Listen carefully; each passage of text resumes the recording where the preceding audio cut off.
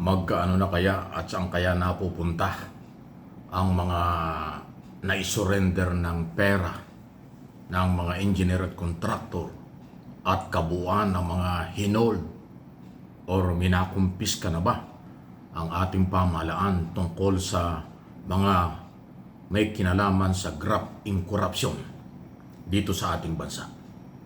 Kaya ko po ito pinag-uusapan ngayon, yun naman topic ko.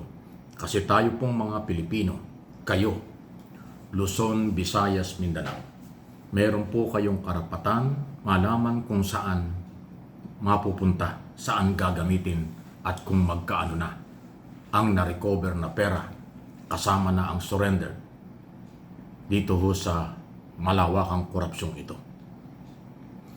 Dahil sa ngayon, hindi po natin alam kung saan napupunta. Alam natin na may nag-surrender, may na-hold.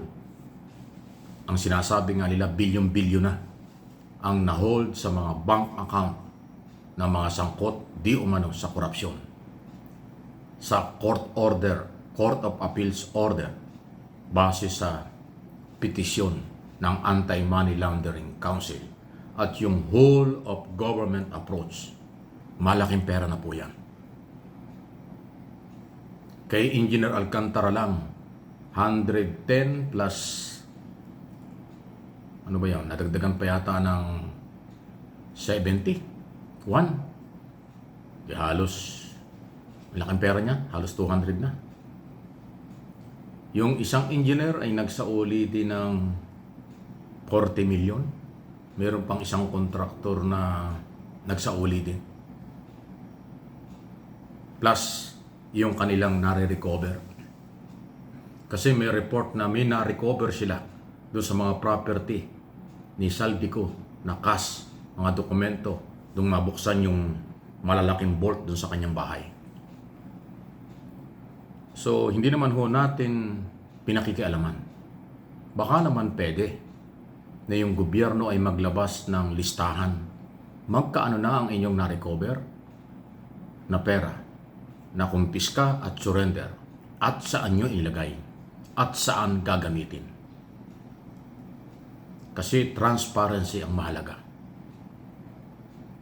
Hindi lang sa investigasyon, pati sa kanilang mga nare-recover na pera. Yan ay pag-aari ng bawat Pilipino dito at sa abroad. Kaya po ako'y nagtatanong at aking ginawang topic ito.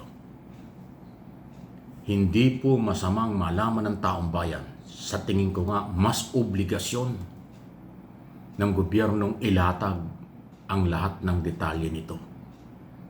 Yung investigasyon tungkol sa paghahabol, okay lang yan. Medyo mabagal, matagal talaga.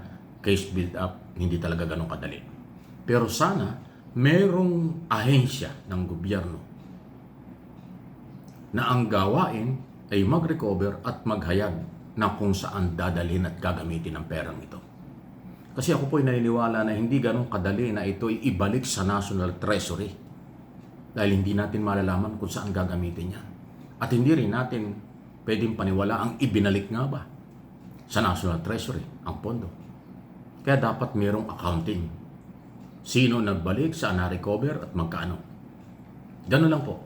Pakina lang. Actually, hindi na ho ito dapat nagiging balita at topic pa eh.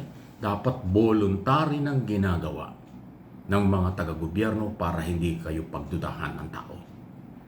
Nagdududa ang tao, bayan, kung hanggang saan level ang merong pananagutan dito.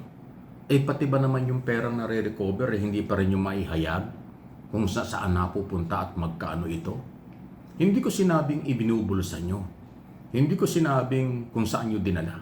Pero importanteng malaman ng taong bayan saan pupunta yung pera nilang nawala at ngayon na-recover. At yung bilyong-bilyong hinold sa mga bangko. Dati 12 billion na yan eh. Ano na bang nangyari sa 12 billion? Hopefully, mas malaki na yan ngayon. At nasa na yan? Nasa bangko pa rin? Intact yan? Hindi magalaw?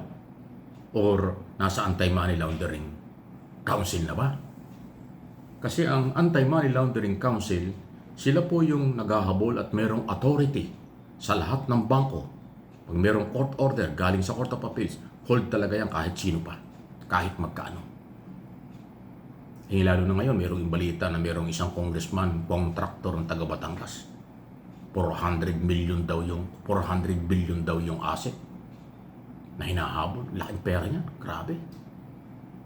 So, bilyon, baka umabot ng trilyon itong posibleng ma-recover at ma-hold na pera galing kung kani-kaninong pangalan na posibleng galing sa kaban ng bawat Pilipino o pera ng bayan. Baka naman pwede yung ipaliwanag, magbigay naman kayo ng update. Kasi yan ay obligasyong ilabas ng Office of the President. Kung gusto nyong magpatuloy ang tiwala ng taong bayan, transparency ang kailangan. Ihayag nyo. Hindi naman kailangan pang sabihin yan pero napipilitan akong sabihin, hindi ito pakikialam. Hindi ito pagmamagaling. Dahil ang bawat piso at pera ng mga Pilipino ay obligasyong malaman kung saan ginagamit. At higit sa lahat, may karapatan ng may-ari ng pera malaman ito. Napagnakawan na nga, pati ba naman yung ni-recover, wala tayong malabalitaan kung saan nakakarating at saan ginagamit ito. Huwag naman sana. Again, huwag naman sanang manakaw pa ito.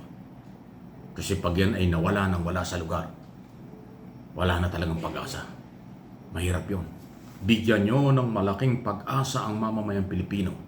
Kayong mga taga-gobyerno, kayong mga taga-Office of the President, napakaraming perang ginagamit nyo sa inyong araw-araw na operasyon. Yung ba namang ihayag nyo kung saan napupunta ang pera? Malaki bang sagabal sa inyo kahit na obligasyon nyo?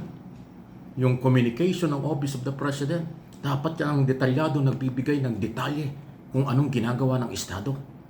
Nasaan ang na-recover, magkaano, at ano ng estado ng mga kaso. Dapat ganun. Wala po kaming naririnig.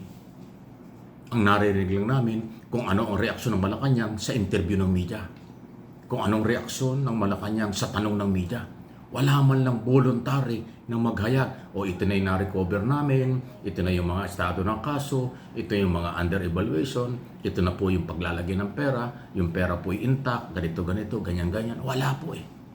Kulang na kulang kayo sa information dissemination. Kaya ako bilang Pilipino, bilang mamamayan, bilang political blogger, at nandito tayo sa social media, hindi tayo titigil dito. Hindi ito batiko sa gobyerno, naghahanap lang kami ng resulta. Naghahanap lang ako ng inyong dapat gawin. Dapat voluntary yung ginagawa para magkaroon ng katahimikan, peace of mind, at pagtitiwala. Kung gusto ng Office of the President na bumalik ang tiwala ng taong bayan sa ating pamahalaan, sa ating Pangulo, gawin niyo yung sinasabi ko. Kung hindi, baka lalong maging negatibo ang dating. Ang bagal talaga na nakapaligid sa Pangulo.